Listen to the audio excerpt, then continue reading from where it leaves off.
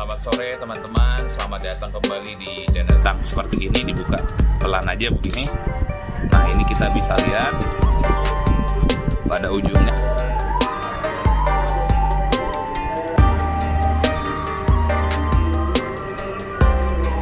bagian bawah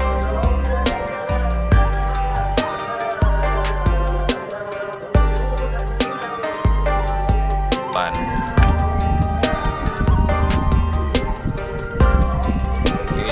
Dikencangkan sedikit aja. Nah ini dia, kalau untuk oli gardan sebetulnya sedikit begini. Selamat sore teman-teman, selamat datang kembali di channel gua TTR TV, yaitu channel yang membahas tentang tutorial, tips, dan review otomotif, elektronik maupun item-item lainnya. Nah kali ini gue akan ngebahas tentang oli atau pelumas pada sepeda motor, khususnya sepeda motor matic.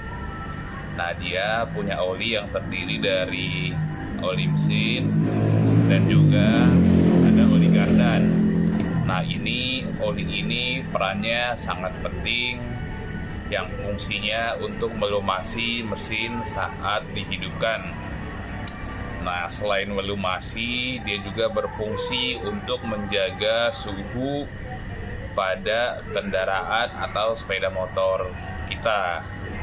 Nah, jadi oli ini perannya sangat vital dan sangat penting. Nah, ini kalau diibaratkan pada tubuh manusia, ini fungsinya seperti darah yang kerjanya dia bersirkulasi di saat mesin dihidupkan. Mulai dari bawah dia bersirkulasi sampai head untuk mendinginkan proses pembakaran yang ada pada ruang bakar, sehingga oli ini atau pelumas ini fungsionalnya tidak main-main. Oke. Nah, terus yang perlu gue kasih tahu untuk kita yang ingin melakukan perawatan sendiri juga untuk sepeda motor kita, terkadang kita nggak perlu harus memakai oli yang mahal. Sebetulnya kita pakai oli yang merek standar pun cukup, yang penting original dan asli. Nah untuk itu gue sarankan kita membelinya di toko-toko yang terpercaya. Ya kalaupun teman terpaksa harus beli online, pastikan bahwa toko tersebut memiliki reputasi yang baik supaya oli yang kalian beli itu oli asli. Oke, jadi sebetulnya oli yang harganya standar atau oli standar pun itu bagus. Yang penting penggantiannya rutin dan tidak terlalu lama atau kilometer yang berlebihan. Oke, kalau kita ngikutin saran dari pabrikan, biasanya untuk mesin itu berkisar pada 4.000 km. Nah, 4.000 km, cuman kalau di daerah kita macet, biasanya 4.000 km itu tidak termasuk macet-macetan di jalan raya. Jadi gue sarankan ya usahakan di bawah 4.000 km. Karena kalaupun pabrikan ngasih rekomendasi 4.000 km, toh ketika mesin kita rusak akibat pemakaian oli yang terlalu lama, pabrikan kan tidak ada garansi untuk itu. Nah, lalu untuk oli gardan, nah ini dari pabrikan juga disarankan sekitar 8.000 km. Nah, artinya berarti penggantian oli gardan cukup sekali dalam periode penggantian oli mesin sebanyak 2 kali. Jadi ini 4.000, ini 8.000. Artinya jika kita mencapai kilometer 4.000 itu dalam 2 bulan, berarti kita ganti oli mesin sekali 2 bulan dan ganti oli gardan sekali 4 bulan atau 1:2. Oke, namun di sini gue mau ngasih tips seperti yang gue lakuin sendiri. Kalau gue mengganti oli itu di sekitar 2.000 km. Nah, toh harga oli itu kan sebetulnya tidak mahal-mahal banget. Ya harga standar paling sekitar 40 ribuan sampai 50 ribu tergantung merek yang mau kita pakai. Jadi ketika kita melakukan penggantian oli mesin itu di 2.000 km, berarti 2.000 atau 8.000 dibagi 4, artinya oli gardan itu bisa menjadi 1:4. Tapi terserah teman-teman juga, kalau mau dijadikan 1:2 tetap bisa. Oke, jadi demikian tips untuk memilih dan perawatan sepeda motor kita dengan guys. Sebelum kita lanjut videonya, jangan lupa di subscribe dan ditekan tanda loncengnya agar mendapat notifikasi video terbaru dari TTR TV. Yuk disimak sampai habis. Mengganti secara rutin pelumasnya, jangan memakai terlalu lama atau harga oli itu tidak terlalu mahal. Oke. Nah, selanjutnya gue akan praktekkan cara mengganti oli sendiri juga di rumah. Nah, sebetulnya tidak perlu dilakukan semprot-semprot pakai kompresor, karena sesungguhnya angin yang ada pada kompresor itu mengandung air. Nah, ketika air tersebut tercampur dengan oli, nah itu akan merusak molekul atau daya lumas yang ada pada oli tersebut gitu. Tapi mungkin ketika kompresornya itu masih dikasih filter, nah itu akan sedikit lebih baik. Tapi gue sarankan nggak usah, mending kita misalnya kita buka di malam hari, kita isi besok paginya, biarkan dia tiris sendiri, atau dibiarkan beberapa jam cukuplah, yang penting dia sudah tiris. Oke, jadi gue sarankan yang mau ganti oli mesin tidak perlu disemprot pakai kompresor, karena dia kompresor itu cenderung mengandung air yang dapat merusak molekul dalam pelumas atau oli tersebut, dan juga bisa menyebabkan korosi atau karat pada part-part yang ada di dalam mesin. Oke, langsung aja kita tunjukin dan praktekin cara mengganti oli. Jangan lupa disaksikan sampai habis. Oh ya, sebelum kita lanjut, jangan lupa di like, komen, dan di subscribe, karena subscribe itu gratis ya teman-teman, agar gue lebih semangat lagi memberikan tips-tips yang bermanfaat dan berguna bagi perawatan sepeda motor. Oke, langsung aja kita praktekin cara penggantian olinya. Nah, selanjutnya langsung aja gue akan praktekin atau kasih tahu. Nah, kalau gue sendiri biasanya melakukan penggantian oli itu pada 2000 km per jam. Nah, ini dia sudah 43.500. Berarti penggantian berikutnya gue ada di 45.500. Nah, ini sorry mikanya udah agak butek. Oke. Nah, ini kalau dari segi kilometer. Nah, jadi saat kita melakukan penggantian oli, ada baiknya kita lakukan pencatatan kilometernya supaya di periode berikutnya kita tidak salah, atau kita mau melihat kondisi oli mesin. Nah, ini kita buka dulu tutupnya. Oke, kita bisa pakai tang seperti ini, dibuka pelan aja begini. Nah, ini kita bisa lihat pada ujungnya. Nah, ini kita teteskan pada tisu nih. Oke, nah sebetulnya kalau oli motor gua tuh kondisinya bisa dilihat masih lumayan oke, dia belum terlalu hitam. Tapi nggak apa-apa, seperti yang tadi gue bilang, untuk menjaga kondisi sepeda motor kita cepat prima, dan ini juga dapat menjaga mesinnya supaya lebih awet, ya ada baiknya kita lakukan ganti oli yang rutin dan berkala. Oke. Nah, selanjutnya untuk mengganti oli ini kita siapkan wadah seperti ini nanti untuk penampungan olinya. Lalu kita buka baut 12 yang ada di sini.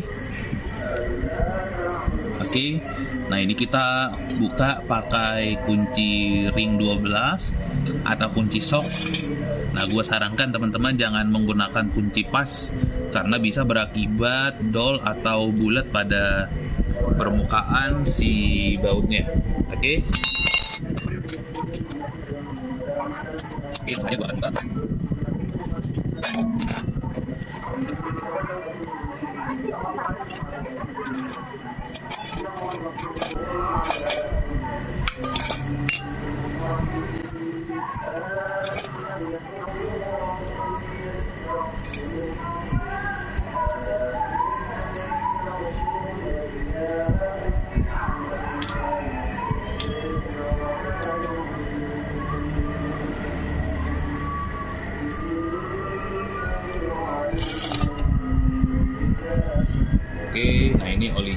kita keluarkan dulu. Oke, kelihatan ya teman-teman ya.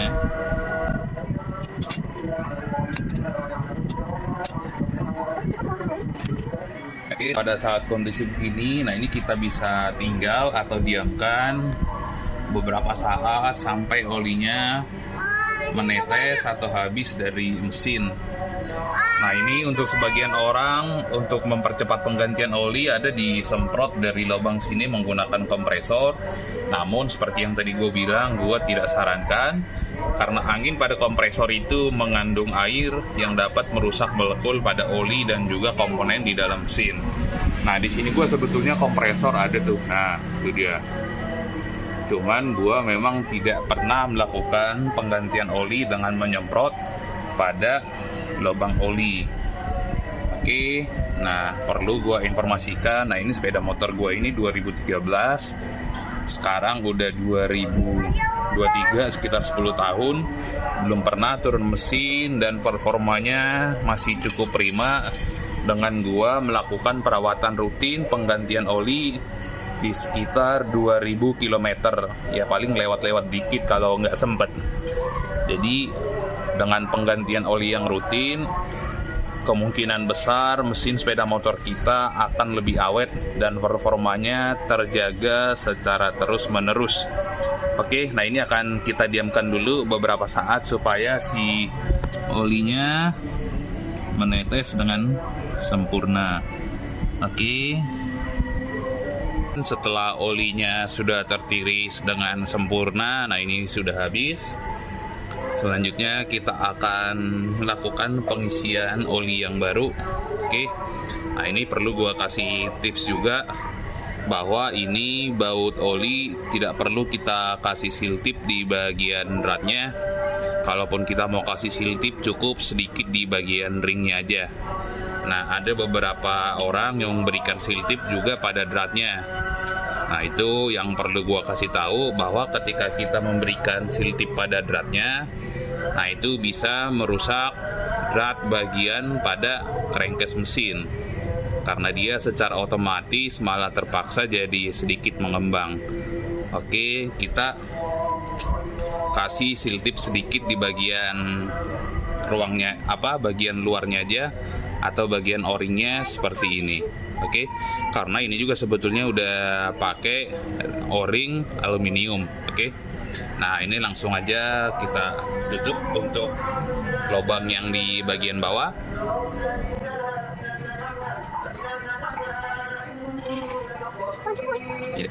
Nah ini juga untuk mengencangkan, cukup hati-hati teman-teman, jangan terlalu kencang. Setelah bautnya sudah kencang, kita tinggal lakukan pengisian oli yang baru. Oke, untuk lubang pengisiannya itu ada di sini.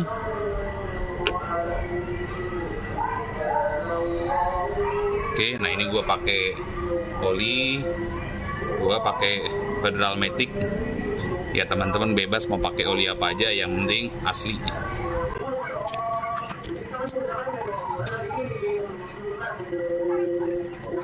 Nah ini juga untuk oli sebelum kita pakai ada baiknya kita lakukan pengadukan seperti ini, karena dia oli ini sudah lama terdiam di bengkelnya, dia mengendap. Jadi tujuannya kita melakukan kocok seperti ini supaya molekul yang ada di dalam oli menjadi homogen atau menjadi sama rata. Oke.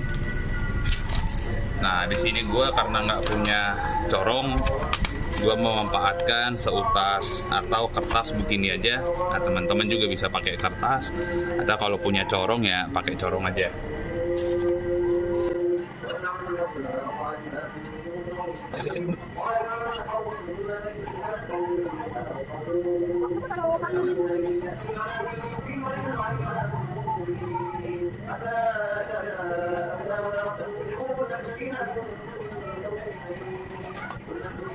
Nah itu olinya sudah masuk semua.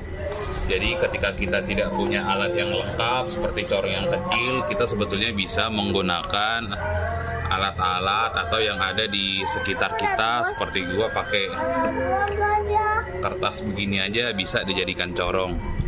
Oke, nah kalau olinya sudah masuk, kita tinggal lakukan penutupan. Oke, jangan lupa dikencangkan sedikit aja. Oke, nah ini untuk mesinnya sudah selesai kita tuang. Nah selanjutnya kita akan ganti oli gardannya. Nah kebetulan gua memang sudah periodenya untuk mengganti oli gardan. Disimak terus ya. Oke, setelah kita selesai melakukan penggantian oli mesin, selanjutnya kita akan ganti oli gardan ini. Namun sebelum penggantian oli gardan, nah gue akan kasih tahu mungkin teman-teman sekilas pernah muncul pertanyaan apakah filter oli pada Matic Honda itu ada. Nah jawabannya itu ada. Nah filter olinya itu ada di dalam ini. Nah ini kita bisa lakukan juga pengecekan berkala, jangan sampai filter olinya kotor dan tersumbat. Nah ini untuk membukanya kita butuh kunci 17 ring ataupun kunci shock. Nah kebetulan kalau pada saat ini gue tidak melakukan pengecekan filter karena beberapa bulan yang lalu gue sudah melakukan pengecekan. Nah khususnya bagi sepeda motor yang misal baru turun mesin, nah itu penting tuh. Nah biasanya ada banyak partikel-partikel kecil yang nyangkut di situ. Oke, selanjutnya kita akan ganti oli gardannya. Nah, untuk mengganti oli gardan, nah ini kita perlu membuka baut 12 di sini untuk pembuangannya. Nanti untuk mengisi kita buka baut 12 yang ada di atas. Oke, langsung aja kita buka. Ini supaya olinya keluar, kita bisa juga.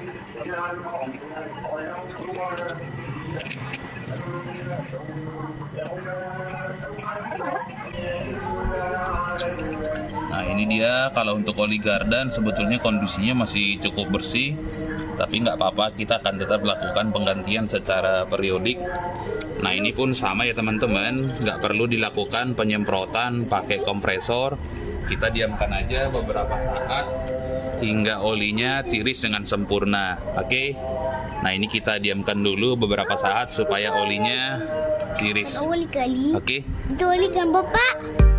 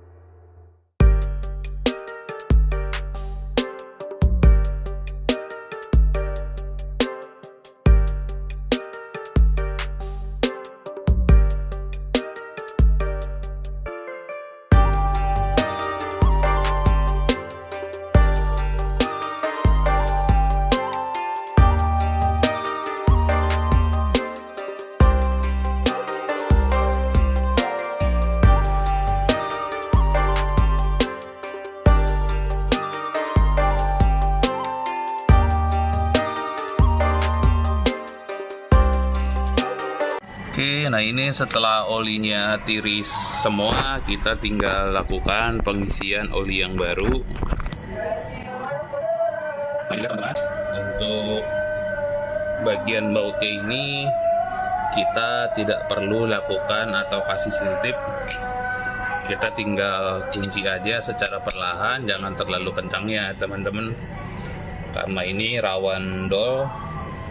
Banyak para pengguna sepeda motor Matic yang mengeluhkan oli rembes dari bagian sini karena dia dalam pengencangan dia terlalu kencang. Oke, nah ini selanjutnya olinya sama, ini gua akan aduk juga supaya dia lebih homogen. Pengisiannya kita bisa lakukan miringkan sedikit begini.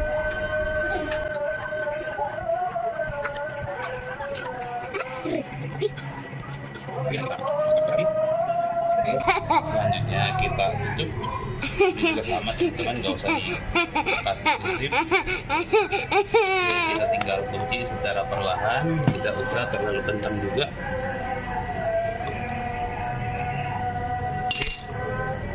Selesai.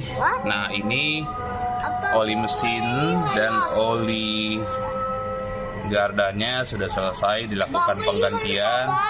Ya, nah ini semoga bermanfaat khususnya bagi teman-teman pemula yang ingin melakukan penggantian oli sendiri di rumah. Jangan lupa di like, di komen jika dirasa bermanfaat, dan dibagikan ke medsosnya supaya lebih banyak lagi orang yang mendapatkan manfaat yang pada ingin melakukan perawatan sendiri pada sepeda motornya. Dan terakhir di subscribe, karena subscribe itu gratis ya teman-teman, dan ditekan tombol loncengnya agar mendapat notifikasi video terbaru yang bermanfaat dari channel TTR ini. Sekian dan terima kasih.